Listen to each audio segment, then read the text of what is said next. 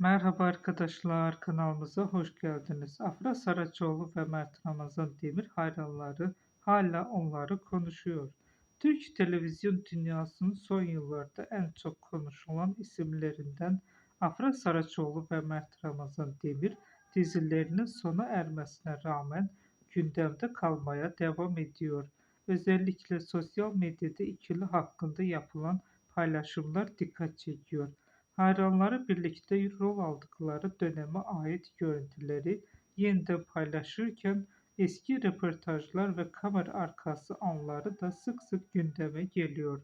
Magazin kulislerinde konuşulanlara göre hem Afra Saraçoğlu hem de Mert kariyerlerinde yeni bir sayfa açmaya hazırlanıyor. İkili oyuncunun gelen yeni proje tekliflerini değerlendirdiği ve acele karar vermek istemediği belirtiliyor. Birçok kişi onların yeniden aynı projede buluşup buluşmayacağını merak ederken şu ana kadar resmi bir açıklama yapılmış değil. Ancak hayranları beklentisi oldukça yüksek. Öte yandan Afra Saraçoğlu son dönemde daha sakin bir yaşam sürmeyi tercih ettiği ve yoğun çalışma temposunun sonra kendisine zaman ayırdığı konuşuluyor.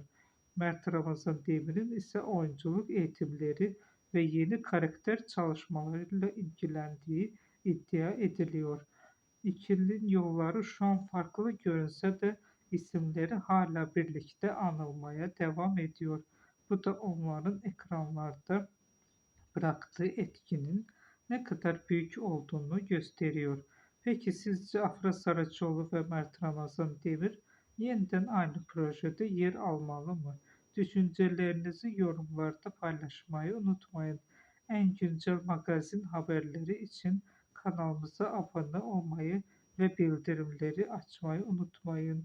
Görüşmek üzere, hoşça kalın.